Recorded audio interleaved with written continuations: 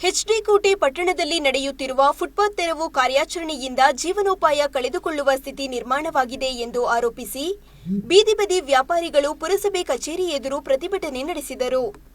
ಈ ಸಂದರ್ಭ ಪ್ರತಿಭಟನಾಕಾರರನ್ನು ಕುರಿತು ಪ್ರಸಾದ್ ಅವರು ಮಾತನಾಡಿ, ನ್ಯಾಯಾಲಯದ ಆದೇಶವನ್ನು ನಾವು ಪಾಲಿಸುತ್ತೇವೆ.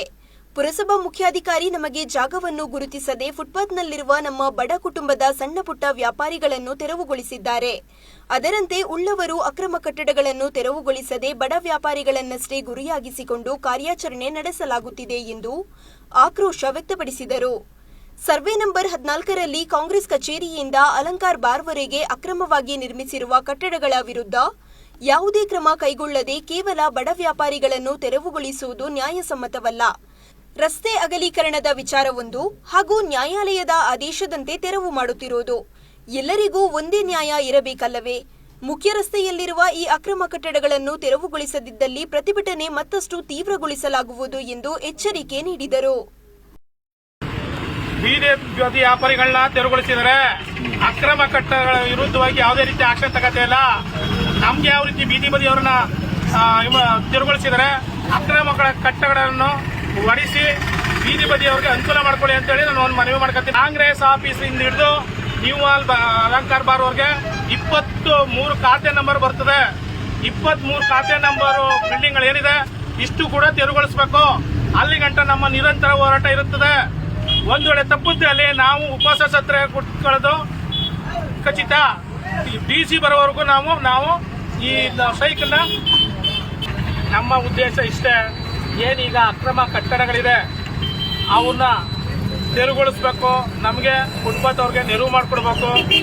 ಹಿಂದೆ ಇದೆ ಮಾಹಿತಿ ಹಕ್ಕಿನಡಿ 14ನೇ ಸರ್ವೆ ನಂಬರ್ ಕೆರೆ ಜಾಗವನ್ನು ಮಾಹಿತಿ ಬರಲಾಗಿ ಈ 14ನೇ ಸರ್ವೆ ನಂಬರ್ ಕೆರೆ ಜಾಗಕ್ಕೆ ನಮ್ಮ ಪುರಸಭೆಯಿಂದ ಯಾವುದೇ ಕೂಡ ಬಿಲ್ಡಿಂಗ್ ಲೈಸೆನ್ಸ್ ಪರಿವಾಹನೆ ಕೊಟ್ಟಿಲ್ಲ ಅಂತೇಳಿ ನಮಗೆ ಮಾಹಿತಿ ಹಕ್ಕಿನಡಿ ಮಾಹಿತಿ ಕೊಟ್ಟಿದ್ದಾರೆ.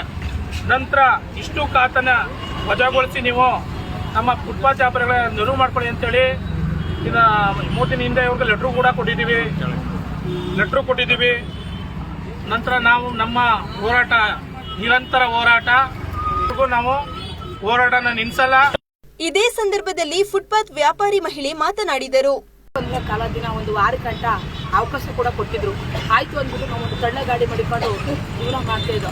ಅವ್ರೇನು ಅನ್ಕೊಂಡ್ರು ಏಕ ಬಂದ್ಬಿಟ್ಟು ನಾವು ಯಾರೂ ಇದ್ದ ಸಮಯದಲ್ಲಿ ಎಲ್ಲರ ಹಣ್ಣು ಹೂವು ಪ್ರತಿಯೊಂದು ತಳ್ಳಿ ಇವತ್ತು ಲಕ್ಷಾಂತರ ರೂಪಾಯಿ ಬಡ್ಡಿಗೆ ಇಸ್ಕೊಳ್ಳೋದು, ನಾವು 10 ರೂಪಾಯಿ ಬಡ್ಡಿಗೆ ಇಸ್ಕೊಳ್ಳೋದು, ವ್ಯವಹಾರ ಮಾಡೋದು, ಅಲ್ಲಿ ಕೊಡಬೇಕು. ನಾವೇನು ಬಿಲ್ಡಿಂಗ್ ಅಂತೂ ನಾವು ಕಟ್ಟಿಲ್ಲ. ಒಂದು ತಳ್ಳ ಗಾಡಿ ಮಾಡಿಕೊಂಡು ಜೀವನ ಮಾಡೋಕ್ಕೂ ಕೂಡ ನಮ್ಗೆ ದಾರಿ ಕೊಡದೆ ಇವ್ರು ಏಕ ಬಂದ್ಬಿಟ್ಟು ಕೂಡ ಎಲ್ಲ ಕೂಡ ಎತ್ತಿಸಿ ಆ ಕಡೆ ಒಂದು ಕಡೆ ಹಾಕಿದ್ದಾರೆ. ನಮಗೆಲ್ಲೂ ಜಾಗ ಇಲ್ಲ. ನಾವು ಫುಟ್ಪಾತವರೆಲ್ಲ ಬೀದಿ ಬಂದ್ಬಿಟ್ಟಿದ್ದೀವಿ. ಆದರೂ ಕೂಡ ನಮ್ಗೆ ಜಾಗ ಸಿಕ್ಕೋವರೆಗೂ ನಾವು ಟ್ರೈ ಮಾಡ್ತಾರೆ ಮನವಿ ಮಾಡಿದ್ದೀವಿ. ಅಂತಂದರೆ ನಿಮ್ಗೆ ಒಂದು ಸ್ಥಳನ ನಾವು ಗುರ್ತಿ ನಮ್ಮದು ಪುರಸಭೆಯಿಂದ ನಿಮ್ಗೊಂದು ಸ್ಥಳನ ಕೊಡೋವರೆಗೆ ನೀವು ಎಲ್ಲಿ ಕೂತಿದ್ದೀರಾ ಬೇರೆ ಸಡ್ಡೇನು ಹಾಕ್ಬೇಡಿ, ತೆಳ್ಳ ಗಾಡಿ ಮಾಡಿಕೊಂಡು ಕೂತ್ಕೊಳ್ಳಿ ಅಂದ್ಬಿಟ್ಟು ಕೂಡ ಅವರು ಮೊನ್ನೆ ದಿನ ಹೇಳಿದ್ರು. 3 ದಿವಸದಲ್ಲಿ ಹೇಳಿದರು. ಆಯಿತು ಅಂತ ಅಂದ್ಬಿಟ್ಟು ನಾವು 3-4 ದಿವಸ ಟೈಮ್ ತಗೊಂಡ್ರು ಕೂಡ ಆಯಿತು ತೆಳ್ಳ ಗಾಡಿ ಮಾಡಿಕೊಳ್ಳಿ ಸೀಟೆಲ್ಲ ಕಿತ್ತಾಕಿ ಅಂತ ಹೇಳಿದ್ರು. ಅವ್ರು ಹೇಳಿದ ಕಡೆನೇ ನಾವು ಕಿತ್ತಾಕಿದ್ರು. ಇವತ್ತು ಏನು ಇಲ್ಲದೆ ಏಕ ಬಂದು ಎತ್ತಾಕಿ ನಮ್ಮನ್ನು ಒಂದು ಕಡೆ ಬಿಸಾಕಿದೆ. ನಮ್ಗೆ ಜಾಗ ಕೊಡಿ ಅಂತ ಕೇಳಿದ್ರೆ ನಿಮ್ಗೆ ನಾವು ಜಾಗ ಎಲ್ಲಿ ಕೊಡೋಕ್ಕಂತ ಒಂದು ಕಡೆ ಬಿಸಾಕಿದ್ದೀವಿ ಅಂತ ನಮ್ಗೆ ಹೇಳಿದ್ದಾರೆ. ನಮ್ಗೆ ಅನ್ಯಾಯ ಮಾಡಿದ್ದಾರೆ.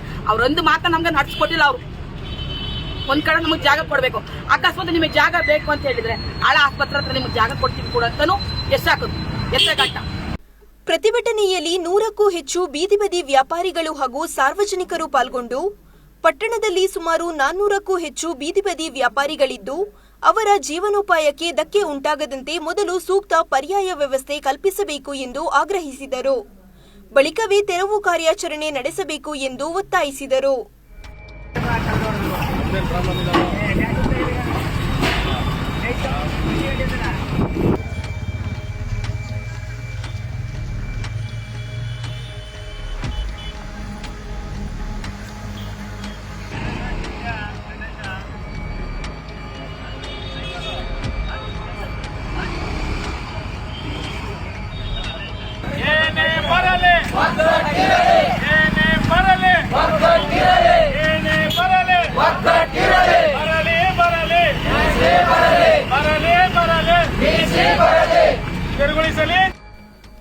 TV1 ನ್ಯೂಸ್, ಬೀಚನಹಳ್ಳಿ ಮಂಜು, ಎಚ್ಡಿ ಕೋಟೆ.